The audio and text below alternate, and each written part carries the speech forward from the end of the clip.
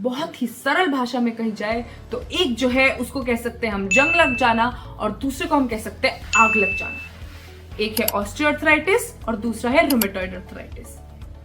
इन दोनों का डिफरेंस बहुत ही जल्दी से और बहुत ही सिंपल भाषा में समझते हैं। ऑस्टियोआर्थराइटिस जो है वो बढ़ती उम्र के साथ आता है और रूमेटॉइड आर्थराइटिस जो है वो कभी भी हो सकता है। ऑस्टियोआर्थराइटिस तब होता है जब हमारे जो जॉइंट जो होता है ना, उसके एंड में जो कार्टिलेज होती है जो हमारे शॉक को ऑब्जर्व करती है, वो धीरे धीरे घिसना शुरू हो जाती है उम्र के साथ और हम बोलते हैं जंग लग गया है, ऑस्टियोआर्थराइटिस हो गया, ग्रीस खत्म हो गया आपके घुटने में। और दूसरी तरफ रूमेटॉइड आर्थराइटिस मतलब जब हमारा ही इम्यून सिस्टम हमारे ही अगेंस्ट हो जाता है, अटैक करने लग जाता है। हमारे जो सिंपल जॉइंट्स है उस पे वो अटैक करता है और इन्फ्लेमेशन दे देता है। एक ऑटो इम्यून है और एक जो है वो उम्र के साथ आ रही है। जब हमारे बड़े जॉइंट्स में शोल्डर, नी, हिप इसमें हो रहा है तो वो हम ऑस्टियोआर्थराइटिस कहेंगे, बड़े जॉइंट्स का इन्फ्लेमेशन। जब छोटी जॉइंट्स का इन्फ्लेमेशन हो रहा है, उंगलियों का, रिस्ट का, टोस का, तो हम कह सकते हैं रूमेटॉइड आर्थराइटिस।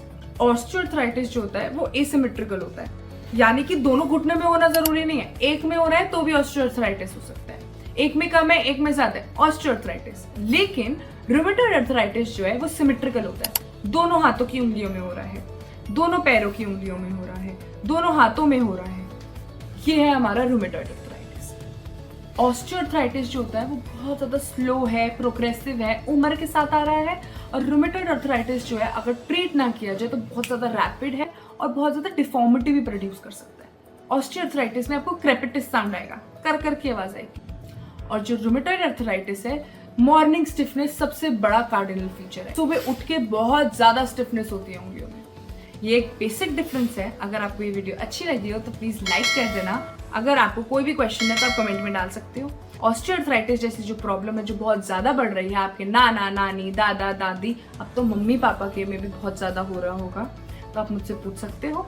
कमेंट कर दो, डीएम में मैसेज कर दो, या फिर कोई टॉपिक आपको समझना है आप मुझे बता सकते हैं। प्लीज लाइक करना मत भूलना और फॉलो करके जाना। बाय।